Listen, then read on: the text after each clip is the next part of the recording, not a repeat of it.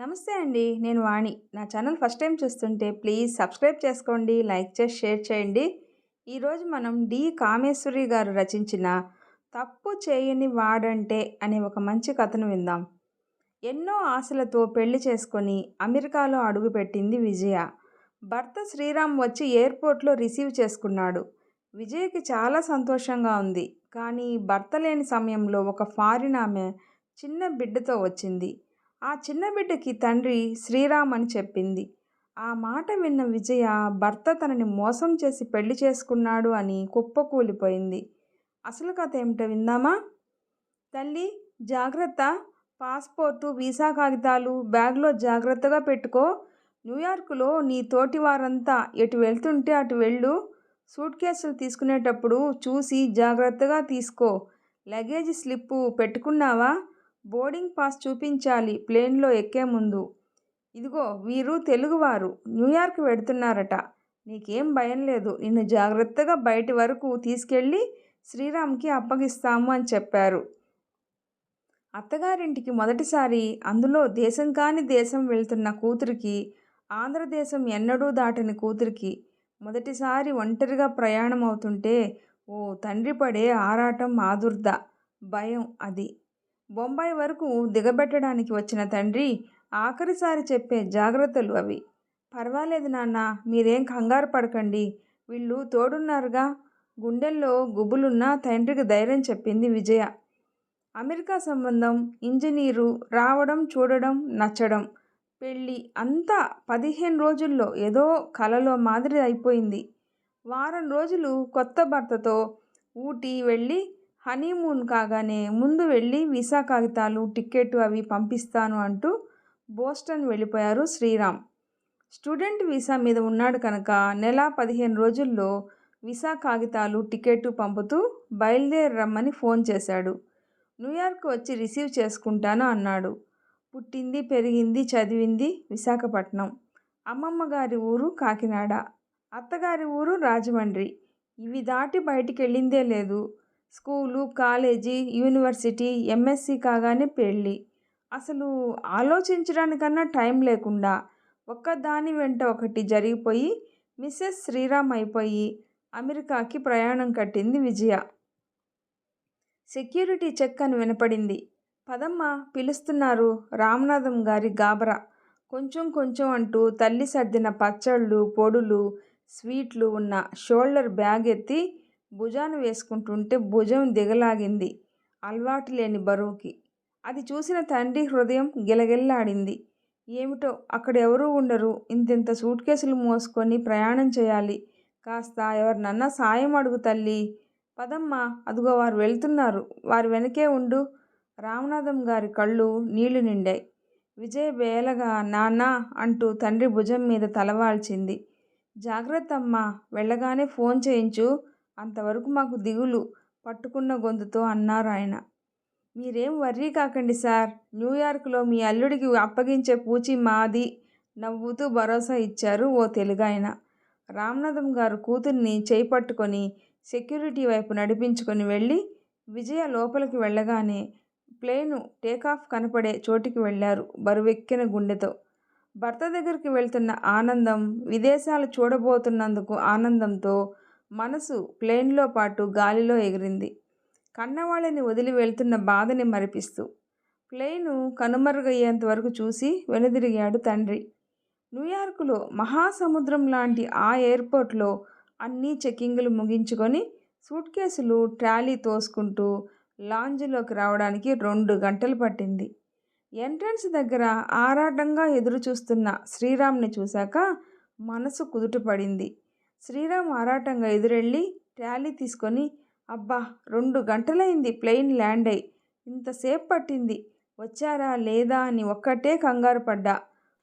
బాగా క్యూలు ఉన్నట్టున్నాయి పలకరించాడు.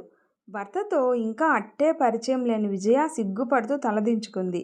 శ్రీరామ్ అది చూసి నవ్వి భుజం చుట్టూ చేయి వేసి, కమాన్, ఇంకా పెళ్లి కుమార్తెలా సిగ్గుపడుతున్నావేంటి అన్నాడు.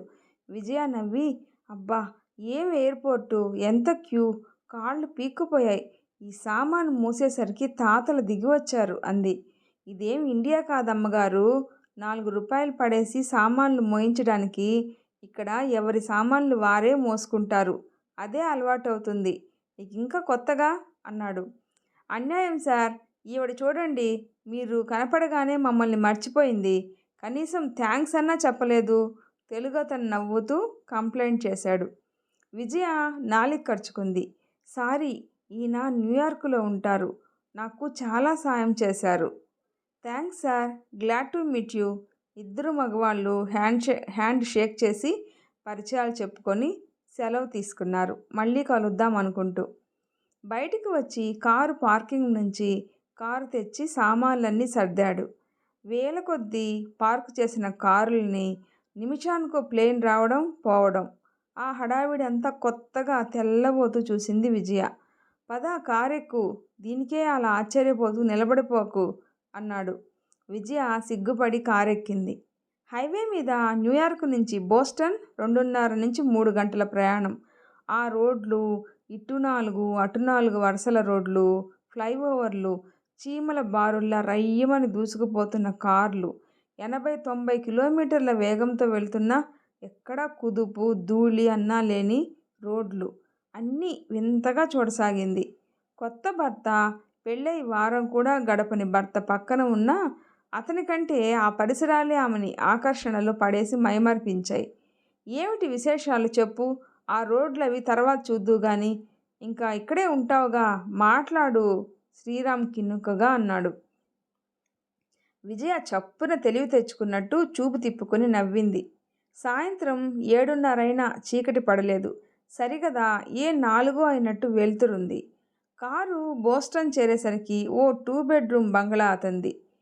ఇంటి ముందు చిన్న లాన్, సీజన్ ఫ్లవర్స్ ఉన్న తోట విజయకి స్వాగతం చెప్పింది. ఇల్లు ముచ్చటిగా డ్రాయింగ్ రూము, డైనింగు, కిచెను, 2 బెడ్రూమ్లు. ఇల్లంతా కార్పెట్టు, అన్నీ కొత్త సామాను, ఫర్నిచరు. ఇల్లు చూసి మురిసిపోయింది. శ్రీరామ్ కారులో నుంచి సామాన్ తెచ్చి గదిలో పెట్టేలోగా ఓసారి ఇల్లంతా కలయి తిరిగింది. అన్నింటికంటే తళతళలాడే బాత్రూములు, ఫిట్టింగులు చూసి ఎంత బాగున్నాయో అనుకునింది. బాగుందా? దేవిగారికి ఇల్లు నచ్చిందా? నీకోసం అన్నీ కొని కష్టపడి సర్దాను. వారం రోజులుగా ఇదే పని. విజయ భుజాల మీద చేతులు వేసి కళ్ళల్లోకి ప్రేమగా చూశాడు. విజయ తలదించుకొని అతని గుండెల్లో మొహం దాచుకుంది. కాలింగ్ బెల్ మ్రోగింది. శ్రీరామ్ ఆఫీస్కి వెళ్ళాక సావకాశంగా డస్టింగ్ చేస్తున్న విజయ ఆశ్చర్యంగా తలుపు తీసింది. ఎదురుగా ఒక ఫారిన్ వనిత చేతిలో 2 ఏళ్ల పైన ఉన్న బాబునెత్తుకొని నిలబడి ఉంది. ఎవరో ఇరుగు పొరుగు ఆవిడ తను వచ్చిందని చూడ్డానికి వచ్చిందేమో అని సందిగ్ధంగానే చూస్తూ నవ్వి కమిన్ అని మర్యాదగా ఆహ్వానించింది. ఆమె గుమ్మంలో నుంచి లోపలికి వచ్చి శ్రీరామ్ శ్రీరామ్ అంటూ యూ యూ అంది. ఆమె ఆశ్చర్యపోయినట్టు చూసింది. ఐ ఫ్రెంచ్, నో ఇంగ్లీష్ అంది మాటలకి తడుముకుంటూ. విజయ తడబడుతూ ఈవిడ ఇంగ్లీష్ రాదంటుంది, ఎలా అనుకుంటూ సైగ చేసి కమ్ సిట్ డౌన్ అంది.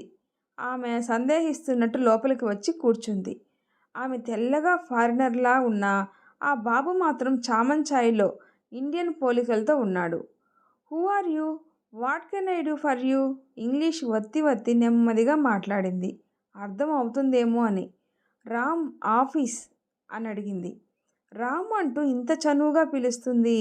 ఈవిడెవరో, ఎందుకొచ్చిందో విజయ్కి ఏం అర్థం కాలేదు. మీరెవరు అన్నట్టు సంజ్ఞ చేసింది. మీ సుశాన్, రామ్ బేబీ అంటూ చేతిలో ఉన్న బాబుని చూపింది. రామ్ బేబీ అంది మళ్ళీ. విజయ గుండె ఒక్క క్షణం లయ తప్పింది. మళ్ళీ టేబుల్ మీద ఉన్న శ్రీరామ్ ఫోటో వైపు చేతిలో బాబుని చూపి రామ్ బేబీ అంది. విజయ మొహం నల్లబడింది. ఏమిటి, రామ్ కొడుకా? ఈవిడ్ని రామ్ పెళ్లి చేసుకున్నాడా? పిల్లాడు కూడా ఉన్నాడా? ముందే పెళ్ళయి బాబు కూడా ఉండగా మళ్ళీ తననెందుకు చేసుకున్నాడు? మోసం చేశాడా? ఎంత దగ! వారం రోజులుగా అనుభవించిన ఆనందం అంతా గాలి తీసిన బెలూన్లా చప్పబడిపోయింది. కావాలని తనని మోసం చేసి పెళ్లి చేసుకున్నాడా? ఇదంతా దాచి ఇండియా వచ్చి తనని చేసుకున్నాడా? ఇది వరకు చూసిన ఓ సినిమాలో జయప్రదాని చిరంజీవి ఇలాగే పెళ్లి చేసుకొని తీసుకొస్తాడు ఫారిన్ భార్యని ఉంచుకొని ఇంట్లో పని మనిషిలా ఉండడానికి. పెళ్ళాడి తెచ్చి నానా బాధలు పెట్టాడు. ఈ మధ్య కూడా ఎవరో చెప్పుకుంటుంటే వింది. అక్కడ ఆ ఫారిన్ లేడీని పెళ్ళాడి తల్లిదండ్రుల మాట కాదనలేక ఇండియాలో మరొకరిని పెళ్ళాడి వెళ్ళిపోయి రాలేదు అని చెప్పుకున్నారు. ఫారిన్ సంబంధం అనగానే ఎగిరి గంతేస్తారు. ఇక్కడ జరిగే సంగతులు అక్కడ ఎవ్వరికి తెలుస్తాయి? కొందరు పెద్దవాళ్ళ మాట కాదనలేక చేసుకొని, కొందరు ఆ భార్యని ఇంటి పని కోసం, పిల్లల్ని కని వంశవృద్ధి కోసం చేసుకొని ఆ ఫారినర్ లేడీతో సరదాలు సరసాల కోసం ఉంచుకుంటారు అని వింది. ఇది నిజమా? శ్రీరామ్ ఎంత మర్యాదగా కనిపించాడు, తన మీద ఎంత ప్రేమ చూపాడు, తను అదృష్టవంతురాల్ని అని తను తన వాళ్ళంతా మురిసిపోయారు. తన అదృష్టం నీటి పొడిగేనా? క్షణంలో విజయని లక్ష ఆలోచనలు చుట్టుముట్టాయి. విజయ మొహంలో కలవరం గుర్తించినట్టు జాలిగా చూసి సారీ అంది. విజయ నోరు పెగిల్చుకొని, మీరు అతన్ని పెళ్లి చేసుకున్నారా? మ్యారేజ్ అంటూ చేతి ఉంగరం చూపిస్తూ అంది. నో అంటూ తల అడ్డంగా తిప్పింది. శ్రీరామ్ బేబీ అంది మళ్ళీ బాబుని చూపించి. అంటే సరదా కోసం ఆమెను వాడుకొని కొడుకును కన్నాడన్నమాట. ఇదంతా దాచి తనని సంప్రదాయంగా పెళ్ళాడాడన్నమాట. చీటింగ్! ఎంత మోసం! దగా! I go come tomorrow tell Sriram అని లేచి వెళ్ళిపోయింది సుశాన్. విజయ సోఫాలో కూలబడింది. ఆమె మెదడు మొద్దుబారినట్టు అయిపోయింది. వచ్చి రాగానే ఏమిటి అపశృతి? ఇప్పుడు తను ఏం చేయాలి? రామ్ని నిలదీసి అడుగుతుంది. అది నిజమైతే తనేం చేయాలి? తనని దాసీ పనికే తీసుకొస్తే తన గతేమిటి? తల్లిదండ్రులకి చెప్పి ఇండియా వెళ్ళిపోవాలా? ఈ దేశం కాని దేశంలో ఒంటరిగా తను ఏం చేయాలి? ఆలోచిస్తుంటే దుఃఖం ముంచుకొచ్చింది. ఓ గంటసేపు ఏడ్చాక కాసేపు ఆలోచించి, ముందు అసలు రామ్ ఏం చెప్తాడో వినాలి. ఇలా సుశాన్ వచ్చింది అంటే అతని రియాక్షన్ ఎలా ఉంటుందో చూడాలి. అప్పటికైనా అతనంతటా అతను ఏమన్నా నిజాయితీగా చెప్తాడేమో చూడాలి అని నిర్ణయించుకుంది. హాయ్ విజీ, ఏమిటి ఇంకా అలాగే ఉన్నావా? సాయంత్రం వచ్చేసరికి రెడీగా ఉండమన్నాను కదా. షాపింగ్కి వెళ్దాం అనుకున్నాం కదా, 7 అయింది. త్వరగా తయారవ్వు. ఆఫీస్ నుంచి వస్తూనే హడావిడి పెట్టాడు శ్రీరామ్. ఉదయం నుంచి వంట చేయలేదు, అన్నం తినలేదు. అన్యమనస్కంగా దిగాలుపడి కూర్చున్న విజయం చూసి, అదేంటి అలా ఉన్నావు? ఒంట్లో బాగోలేదా? ఆరాటంగా దగ్గరికి వచ్చి విజయ నుదుటి మీద చేయి వేశాడు. విజయ చేయి తీసేసింది. ఏం లేదు, వదలండి, షాపింగ్కి ఇవాళొద్దు ముభావంగా అంది. అరే ఏమైంది, అలా ఉన్నావేంటి అన్నాడు. విజయ సూటిగా అతని వంక చూసి, సుశాన్ ఎవరు? ఆ సుశాన్ ఎవరో ఉదయం వచ్చింది. ఆ మాటతో శ్రీరామ్ మొహం ఒక్కసారిగా కళ తప్పింది. కలవరపడిపోయాడు. సుశాన్ వచ్చిందా? ఏమంది? ఆరాటంగా అడిగాడు. ఆవిడ ఏమందో నాకు అర్థం కాలేదు, ఒక్క మాట తప్ప. ఆమెకి పుట్టిన పిల్లాడికి మీరు తండ్రి అన్నది తప్ప. ఆవిడ ఫ్రెంచ్ అంట, ఇంగ్లీష్ రాదంది. మీరు లేరంటే రేపు మళ్ళీ వస్తానంది. అతని మొహంలో భావాలు గమనిస్తూ అంది. మారిన అతని మొహంలో రంగు, అతని కలవరపాటు చూస్తే సుశాన్ మాటల్లో నిజం ఉంది అన్నది అర్థమైంది. ఓ దట్ బిచ్ ఏదో గొణిగాడు శ్రీరామ్. అలా అనగానే తిరస్కారంగా చూసింది విజయ. బిచ్? ఆమెని బిచ్చిగా చేసింది మీలాంటి మగాళ్లేగా. ఓ విజయ, నాకేం తెలీదు. ఆ సుశాంత్ సంగతి ఏదో చెప్పబోయాడు. ఆవిడ సంగతి నాకేం తెలియక్కర్లేదు. మీ గురించిన ఈ నిజం మా నుంచి దాచి నన్నెందుకు పెళ్లి చేసుకున్నారు? అది కావాలి నాకు. ఇక్కడ ఓ స్త్రీతో సంబంధం పెట్టుకొని పిల్లాన్ని కని ఏమీ తెలియనట్టు అక్కడికొచ్చి మమ్మల్ని మోసం చేసి పెళ్లి చేసుకున్న మీ ధైర్యాన్ని అభినందిస్తున్నాను. నన్నింత దగా ఎందుకు చేశారు? ఆవేశంగా మొదలుపెట్టిన విజయ గొంతు రుద్ధమైంది. ప్లీజ్ విజయ, అలా మాట్లాడకు. నీకంతా చెప్తాను. అప్పుడు నీకు అర్థమవుతుంది సుశాంత్ సంగతి. మిమ్మల్ని నేనేం మోసం చేయలేదు. ఈ విషయం దాచడం మోసం కాక మరేమిటి? ఉక్రోషంగా కన్నీళ్ల మధ్య అంది. ప్లీజ్ విజయ, అనవసరంగా ఏదో ఆలోచించి అపోహ పడొద్దు. నేను చెప్పేది పూర్తిగా విన్నాక నువ్వేమన్నా భరిస్తాను. ముందు నేను చెప్పేది విను అనునయంగా అన్నాడు. నేను చెప్పేది కట్టుకథ కాదు, ప్రతి అక్షరం నిజం చెప్తాను. అప్పుడు నీవు ఏ శిక్ష విధించినా భరిస్తాను ప్రాధేయపూర్వకంగా చూశాడు. అతని మొహం చూస్తే అతను నిజంగానే బాధపడుతున్నాడని అతనికి చెప్పే అవకాశం ఇవ్వాలి అనిపించింది విజయ్కి. కళ్ళు తుడుచుకొని, చెప్పండి, దయచేసి అబద్ధాలు చెప్పి ఇంకా మోసగించాలని మాత్రం అనుకోకండి. విజయ, ఈ విషయం నీకు పెళ్ళికి ముందు ఎందుకు చెప్పలేదు అన్నది నీ ప్రశ్న. చెప్తే నువ్వే కాదు, చూస్తూ చూస్తూ ఎవరు ఒప్పుకుంటారు అన్న భయంతో ముందుగా చెప్పలేదు.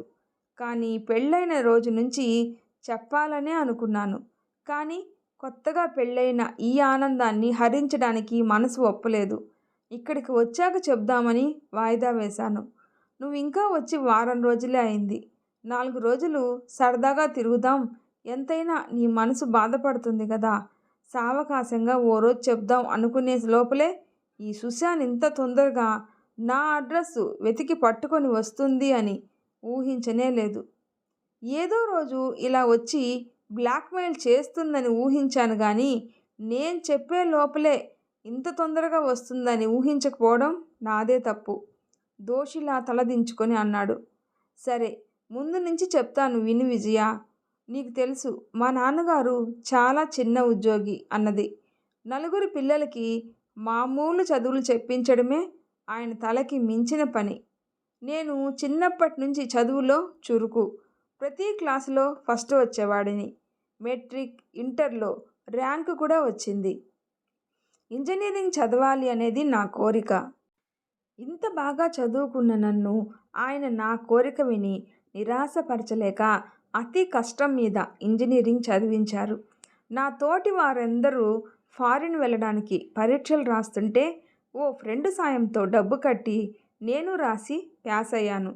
మా లెక్చరర్లందరూ నన్నెంతగానో ప్రోత్సహించారు. తప్పకుండా అమెరికా వెళ్ళి బాగా సంపాదించి తమ్ముడు చదువు బాధ్యత తీసుకోవచ్చు. నాన్నగారు చేసిన అప్పులు తీర్చవచ్చు. నా ఆలోచనలు అవి. నాన్నకి నచ్చచెప్పాను.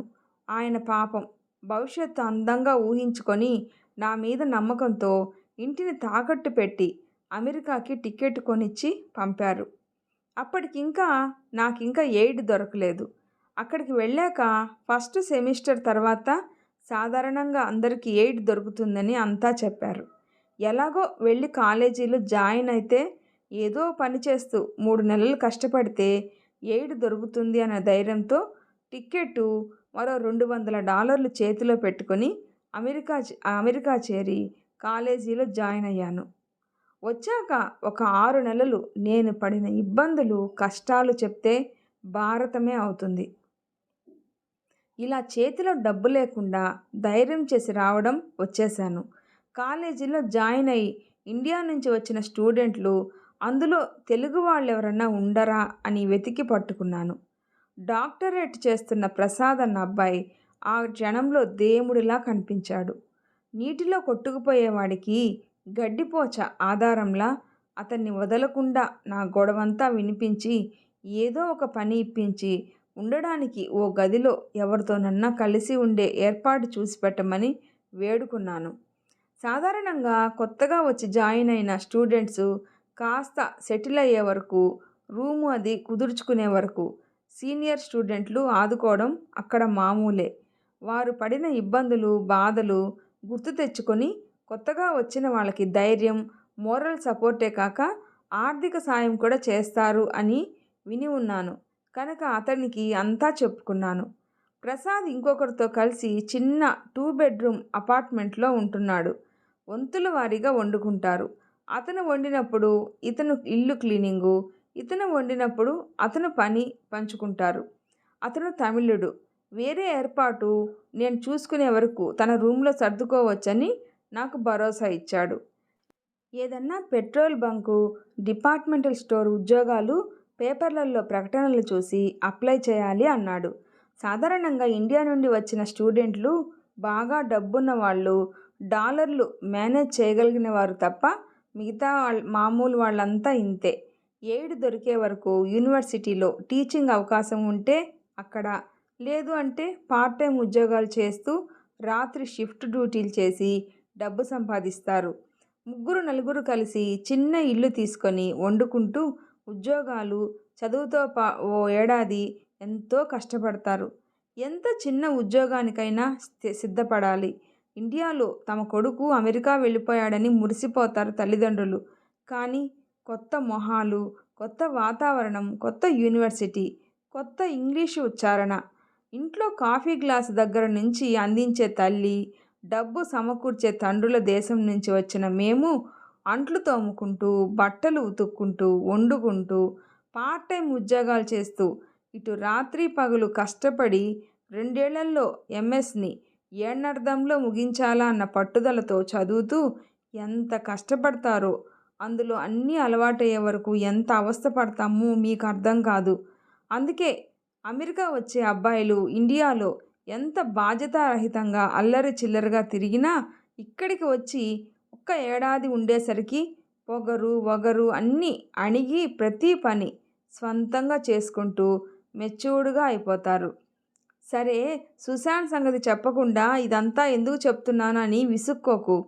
సుశాంత్ నాకు ఎలాంటి స్థితిలో పరిచయం అయిందో ఆ వాతావరణం నీకు అర్థం కావాలని ఇదంతా చెప్పాను. సుశాంత్ ఇల్లు క్లీనింగ్కి వారానికి ఒకసారి ఆదివారం వచ్చినప్పుడు చూశాను. ఆశ్చర్యపోకు. నీలాగే సుశాంత్ లాంటి అమ్మాయి క్లీనింగ్ మెయిడ్ అని వినగానే మొదట నేను ఆశ్చర్యపడ్డాను. కానీ ఇక్కడ ఇది మామూలే. కాలేజీ పిల్లలు, మధ్యతరగతి అమ్మాయిలు ఇలా పార్ట్ టైం ఉద్యోగాలు చేసే సంపాదిస్తారు. సుశాంత్ కుటుంబం చితికిపోయిన కుటుంబం. తండ్రి తాగి తాగి డబ్బంతా తగలేసి యాక్సిడెంట్లో కింద భాగం అంతా చచ్చుబడి మంచంలో పడి ఉంటాడు. సుశాంత్ కాక ఇంకా 3 పిల్లలు. తల్లి ఏదో చిన్న ఉద్యోగం చేస్తుంది. సుశాంత్ కాలేజీలో చదివే తాహత లేక ఏదో చిన్న ఉద్యోగం చేస్తూ తల్లికి సాయపడుతూ ఇలాంటి పార్ట్ టైం ఉద్యోగాలు చేస్తుంది తన సొంత ఖర్చులకి. మేం బ్యాచిలర్స్కి అలవాటు కాకపోవడం వల్ల టైం లేక వారానికి $10 ఇచ్చి క్లీనింగ్కి మెయిడ్గా కుదుర్చుకున్నారు మా ఫ్రెండు, అతని రూమ్మేటు.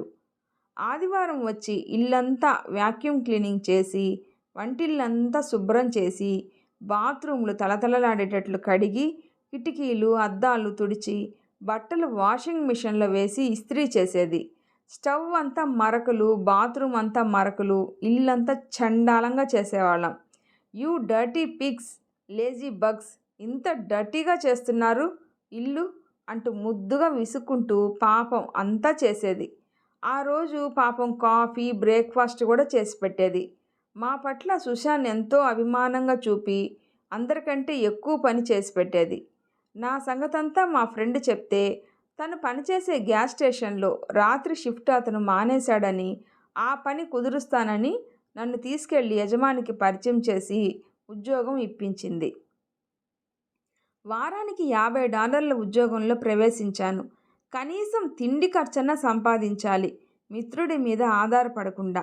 రాత్రి 9 నుంచి తెల్లారి 6 వరకు డ్యూటీ. పుస్తకాలు అక్కడికే పట్టుకెళ్ళి చదువుకునేవాడిని. సుశాంత్ క్యాష్ కౌంటరు, నేను మిగతా పనులు చూడ్డం. టీచింగ్ జాబ్ కోసం ప్రయత్నిస్తున్నాను. ఏడు వచ్చినా అది కాలేజీ ఫీజుకే సరిపోతుంది. భోజనానికి ఏదో చేసి సంపాదించాలి. ఇంకో మంచి పార్ట్ టైం ఉద్యోగం దొరికే వరకు ఇదే గతి. ఆ ఉద్యోగం ఇప్పించిన సుశాంత్ పట్ల నా మనసంతా కృతజ్ఞతాభావంతో నిండిపోయింది. చదువుతో నిద్రకి ఆగలేక పడుకుంటుంటే పాపం నన్ను లేపకుండా నా పని కూడా తనే చూసేది చాలా మటుకు. నేను పగలు ఇంటికెళ్ళి పడుకుంటా. పాపం నువ్వు మళ్ళీ కాలేజీకి వెళ్ళాలి, పడుకో అంటూ అభిమానంగా మాట్లాడేది. సుశాంత్ అందానికి, ఆమె అభిమానానికి నాకు తెలియకుండానే ఆమెకు దగ్గరైపోయాను. పరాయి దేశంలో ఒంటరితనంలో సుశాంత్ కంపెనీ, రాత్రి ఎవ్వరూ లేని ఏకాంతం, వయసు వేడి. ఏం చేసినా ఆ దేశంలో ఎవరూ పట్టించుకోరు, ఎవరికీ తెలియదు అన్న ధైర్యం. అన్నింటికంటే ఆమె అభిమానంతో అన్ని విషయాలలో నన్ను ఆదుకున్న మంచితనం, ఆమె పట్ల ఆకర్షణ, అభిమానం మొదలై 3 నెలలకే ప్రేమగా మారింది. ఈలోగా ఫస్ట్ టర్మ్ ఫీజు కట్టాల్సి వచ్చింది. ఎయిడ్ ఇంకా రాలేదు. ఏం చేయాలో తోచక ఫ్రెండ్ని అడిగాను. అతను స్టూడెంటు. అతని దగ్గర $150 ఉంటే ఇచ్చాడు. నేను 3 నెలల్లో కష్టపడి దాచిన $100, ఇంకా $250 కావాలి. గాబరా పడిపోయాను. పాపం సుశాన్ తన యజమానితో చెప్పి తను పూచి ఉండి నెలకింత అని కోసుకునేటట్టు అడ్వాన్స్ ఇప్పించింది. దాంతో నా కృతజ్ఞత మరింతగా పెరిగిపోయింది. మనసారా అభిమానించి ప్రేమించసాగాను. తను నా పట్ల ఆకర్షితురాలైందని మాటలు చేతలలో చూపేది. వయసులో ఉన్నవాళ్ళం ఈ డేటింగులు, లవ్ అఫైర్లు పట్టించుకోని దేశంలో మేం దగ్గరవడానికి ఏం భయపడలేదు. మా రూమ్మేట్లిద్దరూ డాక్టరేట్లు చేస్తున్నారేమో, ఎప్పుడూ లైబ్రరీల్లో రెఫరెన్సులు చేసుకుంటూ నోట్సులు రాసుకుంటూ ఏ రాత్రో చేరేవారు పడుకోటానికి. మా పరిచయం ప్రేమగా మారాక సుశాన్ ఎవరూ లేనప్పుడు ఇంటికి కూడా వచ్చేది. సుశాన్ని నిజంగా ప్రేమించడం మొదలుపెట్టాను. ఆ అమ్మాయి సామాన్య సంసారం నుంచి కష్టాల మధ్య పెరిగిన పిల్ల. నాది అంతే కథ. చదువయ్యాక అందరినీ ఒప్పించి పెళ్ళాడాలి అనుకున్నాను. 6 నెలల తర్వాత ఎయిడ్ వచ్చింది. మరో డిపార్ట్మెంటల్ స్టోర్స్లో వారానికి $100 ఉద్యోగం దొరికింది. టీచింగ్ ఉద్యోగం ఇంకో 2 నెలల్లో దొరకొచ్చు. కాస్త పరిస్థితి చక్కబడ్డాక చదువు మీదే మనసు లగ్నం చేసి ఎంఎస్ ఏడర్థంలో పూర్తి చేయాలని పట్టుదలగా కష్టపడసాగాను. మా ఇద్దరి అనుబంధం రోజు రోజుకి పెరిగింది. నేను నిర్ణయించుకున్నాను చదువైపోయి ఉద్యోగం వచ్చాక పెళ్లి చేసుకోవాలి అని. కానీ ఆలోచనలు అభిప్రాయాల్ని తలకిందులు చేసే ఒకరోజు హఠాత్తుగా సుశాన్ వచ్చి తను ప్రెగ్నెంట్ అని ఇంట్లో తల్లి అడిగి తిట్టిందని ఏడుస్తూ చెప్పింది. తను ఫ్యామిలీ ప్లానింగ్ మాత్రలు వేసుకుంటున్నానని చెప్పేది. మరి ఇదెలా జరిగింది అంటే ఆ మధ్య 1-2 రోజులు మర్చిపోయాను అని చెప్పింది. నేనున్న స్థితిలో పెళ్లి చేసుకోలేను, అబార్షన్ చేయించుకో అన్నాను. డబ్బు లేదు అని నసిగింది. $300 అవుతుందని కావాలి అని కూర్చుంది. నా దగ్గర అంత డబ్బు లేక నా రూమ్మేట్కి గొడవ చెప్పి డబ్బు అడిగాను. అతను నన్ను ఇలాంటి గొడవల్లో ఇరుక్కున్నందుకు గట్టిగా మందలించి ఇలాంటి అమ్మాయిలు ఇలాంటి వంకలతో బ్లాక్మెయిల్ చేసి డబ్బు గుంజుతారు, ఇప్పటికైనా వద్దు అని కేకలేశాడు. డబ్బు తీసుకెళ్లి సుశాన్ కొన్నాళ్ళు మళ్ళీ అసలు కనపడలేదు. పోనీ గొడవ వదిలింది అని సంతోషించాను. ఈ సంఘటనతో సుశాన్ పట్ల ప్రేమ, సానుభూతి తగ్గిపోయింది. తర్వాత 5 నెలలకి 9వ నెల కడుపుతో మళ్ళీ వచ్చింది సుశాన్. నిర్ఘాంతపోయాను. అబార్షన్కి లేట్ అయిందని, చేయనందని డాక్టరు, తల్లి తిట్టి ఇంట్లో నుంచి పంపించేసిందని ఈ పని ఆ పని చేసుకుంటూ వేరే ఉంటున్నాను. ఇప్పుడు డెలివరీ టైం అయింది. చేతిలో డబ్బులు లేవు. చూసే దిక్కు లేదు. డెలివరీ ఖర్చు నాదేనని $1000 ఖర్చు అవుతుందని నీదే బాధ్యత అంటూ నిలేసింది. గుండెలు అదిరిపోయాయి. $1000 ఎక్కడి నుంచి తేను? మా స్నేహితుడు చెప్పింది అక్షరాలా నిజమైంది. నా దగ్గర డబ్బు లాగడానికి వేసిన ఎత్తు అని, తన వలలో చిక్కుకున్నాను అని అర్థమయ్యి భయపడ్డాను. డబ్బు ఇవ్వకపోతే యాగీ చేసి అందరికీ చెప్పి నా పరువు పోగొడుతుందని, ప్రొఫెసర్లకి నా సంగతి తెలిస్తే నా చదువు దెబ్బతిని భవిష్యత్తు పాడవుతుంది అని భయపడి 2-3 స్నేహితుల దగ్గర అప్పు చేసి డబ్బిచ్చి ఇంకా నా దగ్గరికి రావద్దు అని గట్టిగా చెప్పాను. సుశాన్ కొడుకును కంది.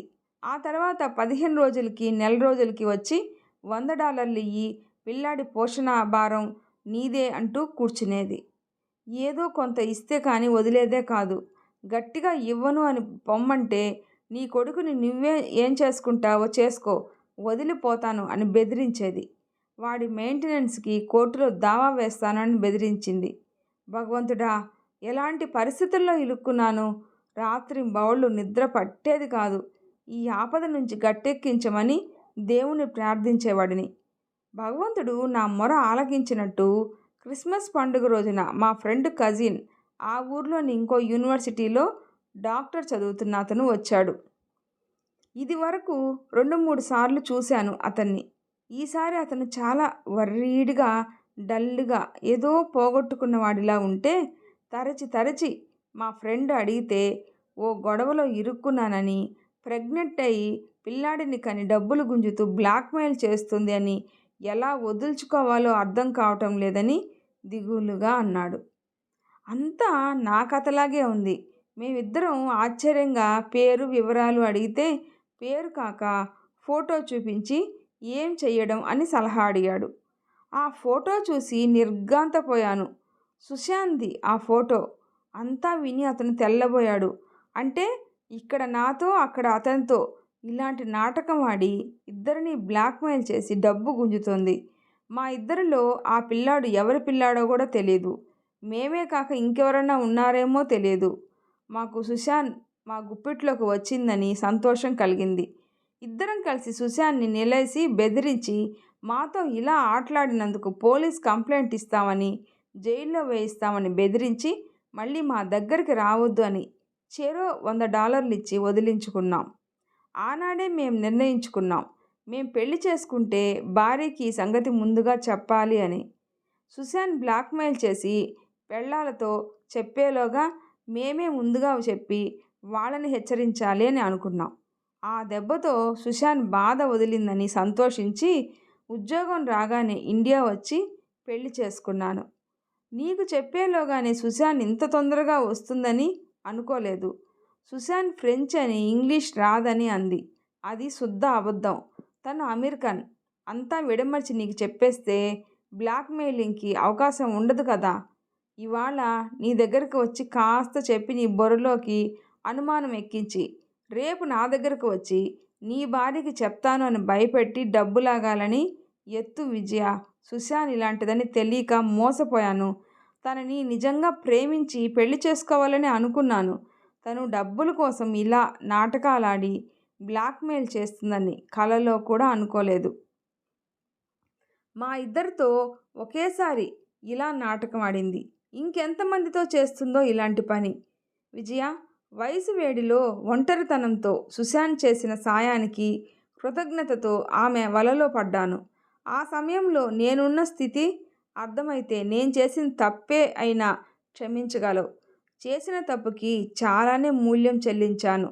నేను అనుభవించిన టెన్షన్, శిక్ష నాకు. నిన్ను మోసం చేయాలని చేస్తున్నానని ఎప్పుడూ అనుకోలేదు. ముందు చెప్తే చూస్తూ చూస్తూ ఇండియాలో ఏ తల్లి తండ్రి అంగీకరించరు అన్న భయంతో పెళ్ళికి ముందు చెప్పలేదు. ప్లీజ్ నన్ను అర్థం చేసుకో. నేను దోషిని కానీ ద్రోహిని కాదు. ఎంతమంది అఫైర్లు నడపడం లేదు. కాలేజీ అబ్బాయిలు అమ్మాయిలు ఆకర్షింపబడతారు, కలలు కంటారు. కాస్త ధైర్యం ఉన్నవారు ముందుకు వెళ్తారు. ఈ ఫ్యామిలీ ప్లానింగ్లు వచ్చాక ఎంతమంది పవిత్రంగా ఉన్నారు అన్నది ప్రశ్నార్థకం. ఆలోచించు విజయ. ఒక్క మాట అబద్ధం చెప్పలేదు. నీవు నన్ను మన్నించగలిగితే సంతోషిస్తాను. లేదు అంటే ఏం చెయ్యాలన్నది నువ్వే నిర్ణయించి చెప్పు. చాలా బాధగా, దైన్యంగా అని గదిలోకి వెళ్ళిపోయాడు. శ్రీరామ్ చెప్పింది వినగానే చటుక్కున విజయాకి ఓ సంగతి గుర్తుకు వచ్చింది. చిన్నప్పటి నుంచి ఇంట్లో ఉండే బావ అంటే తనంటే బావకి అభిమానం, ప్రేమ. బావ అందం, కవితా హృదయం, కమ్మగా పాడే బావ గొంతు అన్నీ తనని ఆరాధనలో పడేసింది. చదువు అబ్బలేదని తన ఇంట్లో తమ దయ మీద బతికే బావంటే తండ్రికి గిట్టేదే కాదు. చదువు, ఉద్యోగం లేదు, కవితలు, కథలు అన్నం పెడతాయా? వాణ్ణి కట్టుకొని ఏం తింటావు అంటూ తండ్రి బావతో పెళ్ళికి ఇష్టపడలేదు. ఇద్దరూ ఒకరికి ఒకరు దూరం కాలేక, దగ్గర అవలేక ఎంతో బాధపడ్డారు. తనకి పెళ్లి సంబంధాలు చూడటం మొదలయ్యాక తిరగబడితే తండ్రి సస్సేమేరా అన్నారు. అలాంటి స్థితిలో ఓ రోజు ఇంట్లో ఎవరూ లేనప్పుడు బావ తనను కౌగిలించుకొని ముద్దులు పెట్టుకొని కన్నీళ్లు కార్చాడు. తను వివసురాలైంది. ఆఖరి క్షణంలో మేల్కొంది. తమ ఇద్దరి మధ్య పెరుగుతున్న సాన్నిహిత్యాన్ని గమనించి తండ్రి బావని ఇంట్లోంచి పంపేశాడు. తండ్రి మాటల్లో నిజం ఇంకో 2 ఏళ్ల తర్వాత గుర్తించి బావని మర్చిపోవడానికి ప్రయత్నించి తల్లి తండ్రి తెచ్చిన సంబంధాలకు తల ఒగ్గింది. మర్చిపోవడం అంత సులువు కాకపోయినా మనసుని సమాధానపరుచుకొని పెళ్లికి సిద్ధపడింది. అమెరికా సంబంధం అనగానే ఈ పెళ్లికి సిద్ధపడింది. పెళ్లికి మరో మాట అని లేకుండా ఒప్పుకుంది. శ్రీరామ్ అన్నట్టు తను మానసికంగా, కొంతవరకు శారీరకంగానూ వ్యభిచరించింది. శ్రీరామ్ చేసిన తప్పు ఒప్పుకున్నాడు నిజాయితీగా. అతను అన్నట్టు పెళ్లి తర్వాత అయితే తనని మోసగించినట్టు లెక్క. పెళ్లికి ముందు చాలామంది అబ్బాయిలు, అమ్మాయిలు జీవితాల్లో అనేక సంఘటనలు జరుగుతాయి. ఈ సుశాంత్ రాకపోతే అతని గతం తనకేం తెలిసేది? తన గతం అతనికి తెలియదు. ఇప్పుడు తనేదో పెద్ద పవిత్రంగా ఉన్నట్టు శ్రీరామ్ని తప్పు పట్టడం ఏమిటి? ఇప్పుడు శ్రీరామ్ని వదిలి వెళ్ళే ధైర్యం తనకుందా? కాపురం వదులుకొని వచ్చిన తనని తల్లి తండ్రి ఆదుకుంటారా? నలుగురి నోళ్ళల్లో తను పడి కాపురం రట్టు చేసుకుంటే వచ్చేదేముంది? తప్పు చేసి నిజాయితీగా చెప్పిన శ్రీరామ్ని క్షమించకపోవడం ఔదార్యం కాదు, గతం గతః అనుకోవడం ఒక్కటే ఈ పరిస్థితుల్లో ఉత్తమం. తేలికైన మనసుతో శ్రీరామ్ గదివైపు నడిచింది విజయ. శ్రీరామ్ని మనస్ఫూర్తిగా క్షమించమంది విజయ. వీడియో నచ్చితే ప్లీజ్ లైక్ చేసి షేర్ చేయండి, సబ్స్క్రైబ్ చేసుకోండి. స్టోరీ ఎలా ఉందో తప్పకుండా కామెంట్ చేయండి. Thanks for watching.